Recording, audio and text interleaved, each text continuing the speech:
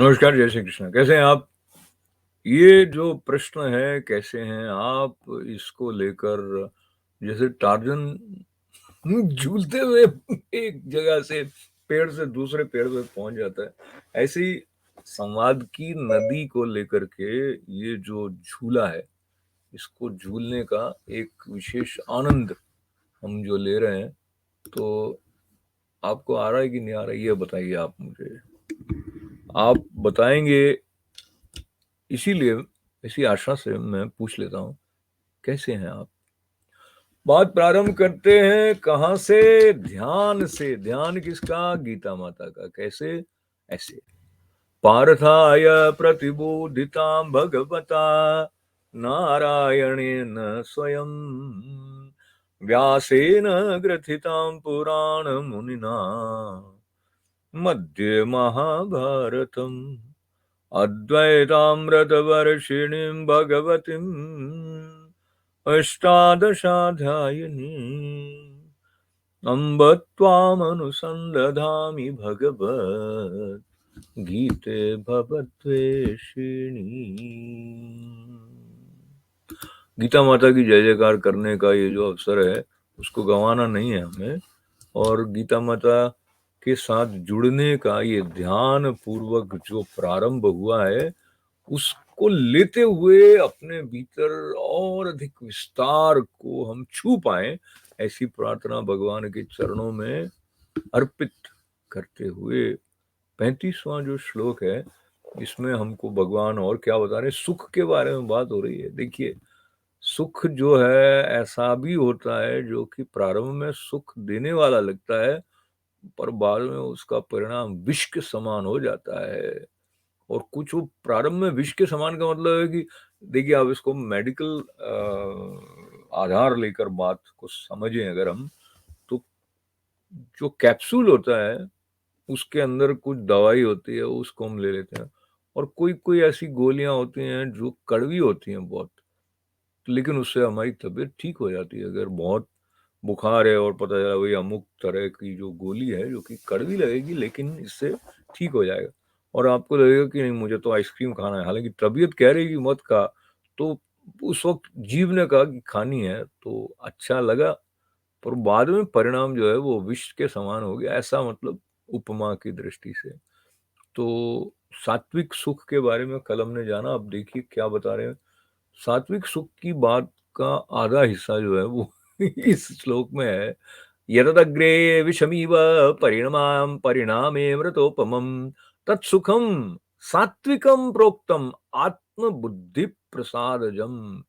अब इसमें जो ये जो अंतिम 37वें श्लोक की बात आई है ना, प्रोक्तम आत्मबुद्धि प्रसादजम, तो जो आत्म बुद्धि है वो प्रसन्नता का हेतु है। यानी जो आत्मा के बारे में स्पष्ट करने होने से बुद्धि में जो प्रसन्नता की लहर हिलोर ले रही है, वो हमें जब प्राप्त होता है तो वो सात्विक सुख कहा गया।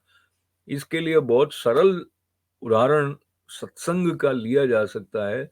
कई बार सत्संग में बैठना अच्छा नहीं लग रहा होता है कि गप्पे ही मारते हैं बाहर बैठ के। अब ये भगवत गीता क्यों सुन रहे हैं हम लोगों को? अगर कोई ऐसे गीत हैं, कोई ऐसा संगीत है जिस पर थिरका जा सकता है, जिसको गुनगुनाया जा सकता है, तो हम तो वहीं जाते तो अच्छा था, ऐसा लगता है।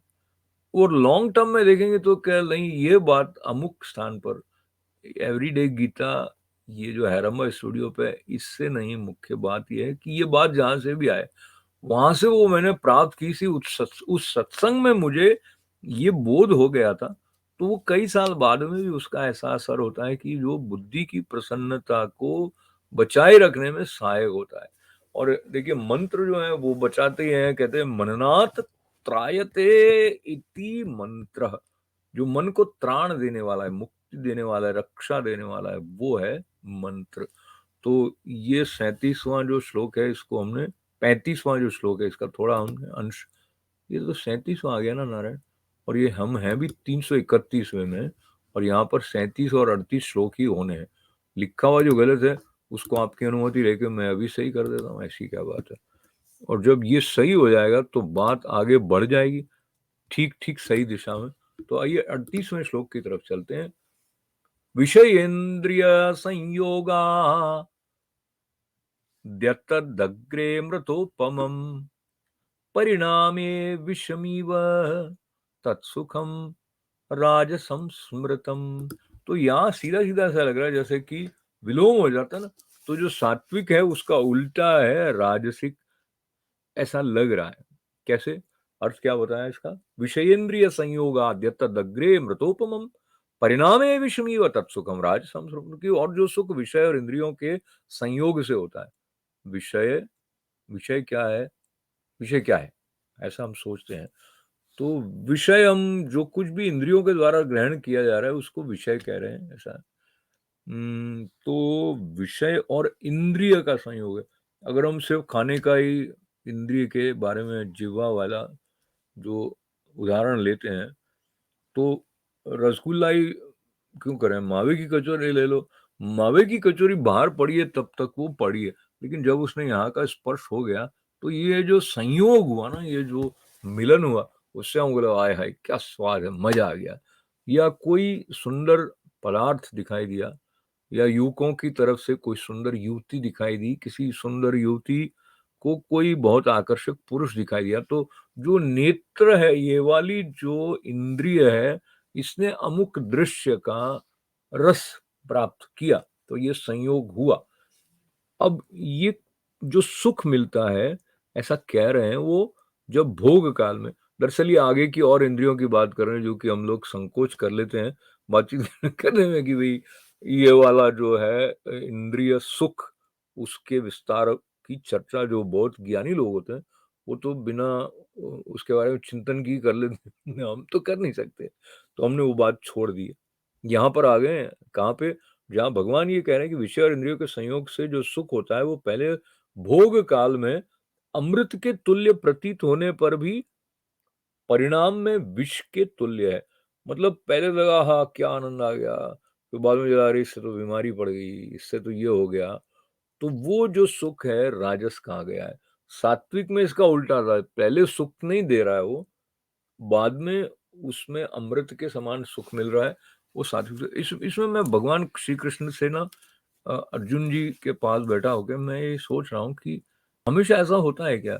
कई बार ऐसा होता है कि जो प्रारंभ में भी सुख दे रहा होता है वो, यानी सात्विक सुख जो है वो प्रारंभ में दुख दे रहा हो ऐसा आवश्यक नहीं है, पर वो तब हो जाता है जब बुद्धि सात्विक की हो चुकी होगी, तो आपको उसमें ही रस आ रहा होगा, तो आप सत्संग में बैठेंगे अच्छा लगेगा, आप गीता का प्रवचन कहीं सुन रहे होंगे आपको अच्छा लगेगा। तो वो प्रारंभ में भी अमृत के तुल्य है, ये बाद में भी अमृत के तुल्य है। तो ये मैंने अपना एक छोटा सा जो असहमति तो नहीं कहना चाहिए, मतलब एक अलग ढंग से क्योंकि तो सात्विक सुख जो है वो प्रारंभ में विष के समान हो ऐसा आवश्यक नहीं।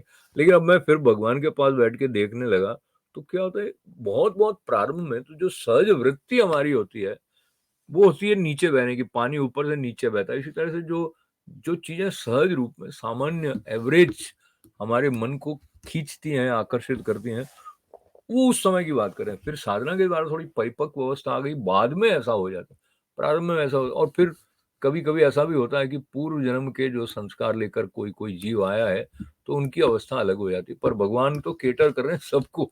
तो मैं तो सोच रहा हूँ मैंने अपना असहमति हटा दिया, तो भगवान ने कहा ठीक कहा।